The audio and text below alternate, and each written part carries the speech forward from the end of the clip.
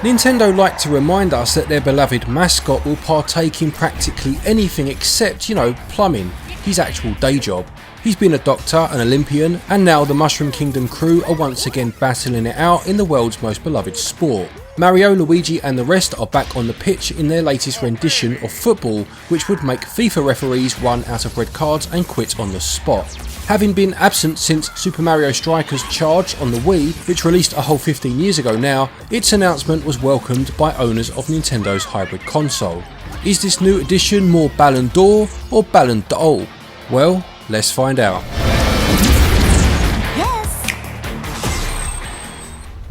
Mario Strikers Battle League is five-a-side football, also known as soccer of course, where each team must score as many goals as possible before the time runs out. There are significant differences here, as is emphasised by the battle element seen in the title. Players can and will do whatever is necessary to win as they barge, tackle and blow up their opposition. Doing so will cause the pitch to drop mystery blocks in the opposition's colour, which will release an item for them to use. This means that you can spend the whole game, like I do, playing as Wario and tackling anyone on the opposition team, whether they have the ball or not, but doing so will cause the opposing team to receive more of the said blocks. Those familiar with Mario Kart will know what to expect here in this regard, with red shells homing on players upon release, mushrooms giving a massive dash boost, and so on. You can hold two items at a time, and knowing when to use them can be the difference between victory and defeat. The controls here are simple enough to pick up and play, yet tough to master. You can pass the ball with either B or Y and shoot with A. All of these have a stronger version that can be executed by holding down the button. There is a cue indicating when to release the button in order to pull off the best action, although perfecting this does require some practice. Characters are swapped with the L shoulder button, although this can be set to automatic or manual.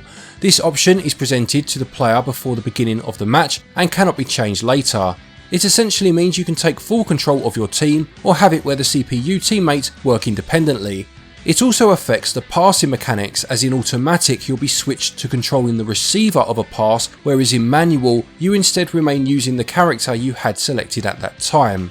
There are currently 10 characters to choose from, each with different values in the following areas: strength, speed, shooting, passing and technique. As a rule of thumb, stronger characters tend to tackle harder and absorb more blows themselves, albeit making them slower runners.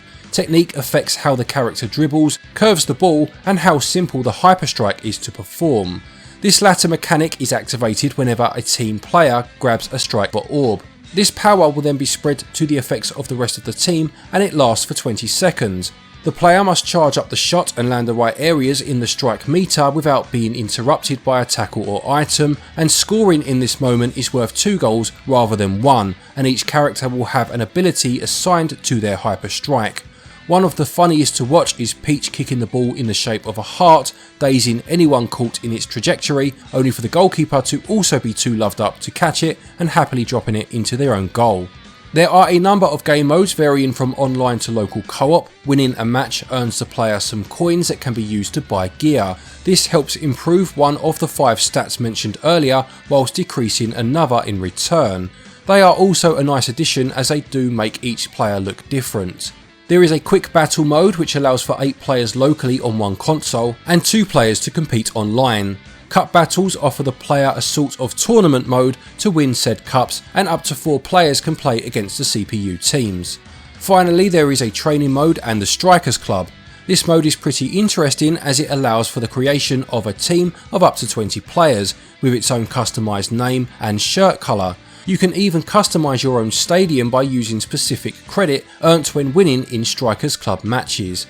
The club's policy allows the club owner to specify whether they want to play competitively or just have fun.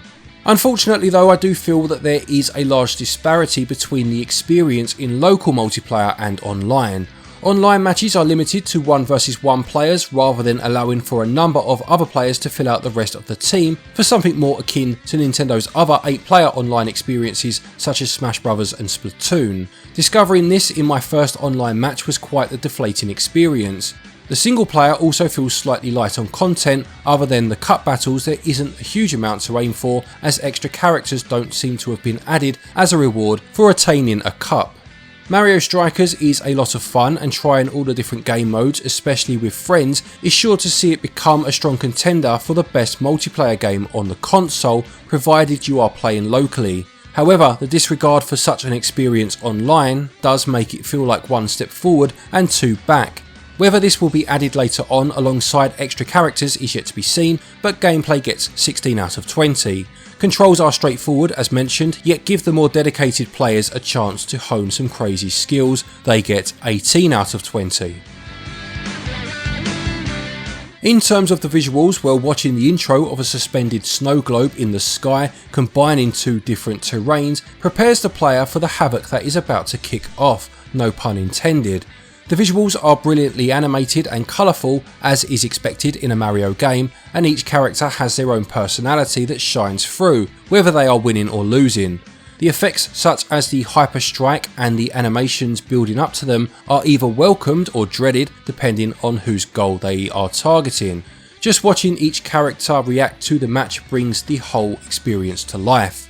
Text is of a fair size and the frame rate is decent overall. Some images did have a slightly lower resolution look to them, but overall the game is a pleasure to look at, both in handheld and docked mode. Audio wise, the soundtrack is full of great pumping music which adds to the tension of the match. All characters are voiced in a simple manner, and now more than ever I want Waluigi to have his own game, as hearing him cackle and repeat his name is pretty amusing to hear and watch. Even the sound effects of the Hyper Strike build up make you sit on the edge of your seat in suspense. Visuals do create the over the top and action packed style needed in such a game, and they score 18 out of 20. Whilst the music may not be to everyone's taste, it definitely adds to the whole package and supports the tone the game is going for. Audio also scores 18 out of 20. Mario Strikers Battle League Football costs £49.99 and regional equivalents are on your screen now.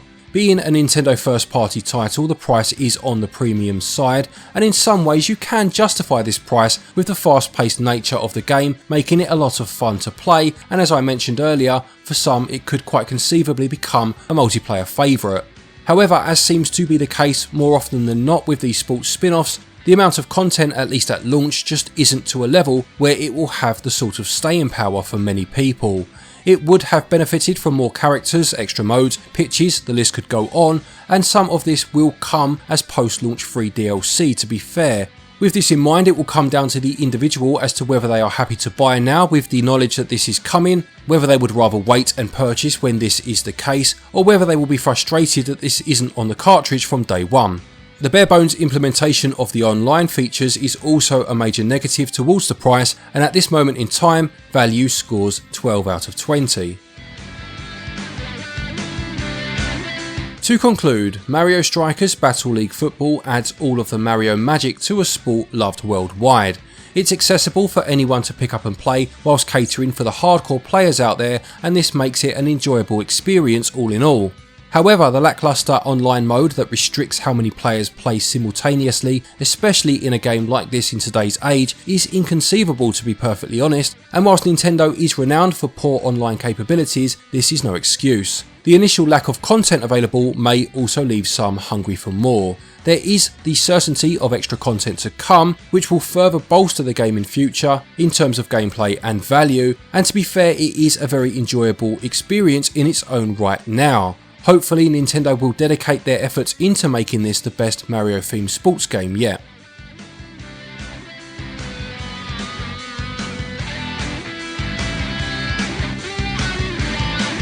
Mario Strikers Battle League Football gets a SwitchUp score of 82%. Thank you everybody for watching this review, I hope you enjoyed it. Please do remember to leave a like if you did. This was written for us by Azdin of Grinning Wolf Games. Thank you to you, Azdin. Please do check out his channel, there will be a link to it in the top pinned comment. Please do let us know how you feel about Nintendo's policy on these sports titles. Are you happy that things get added later, or does it frustrate you that it's not all there day one? Stick it all in the comments section. A quick thank you to our Patreons as always for your continued support, and to each and every one of you for watching our videos. Take care, and until next time, happy gaming.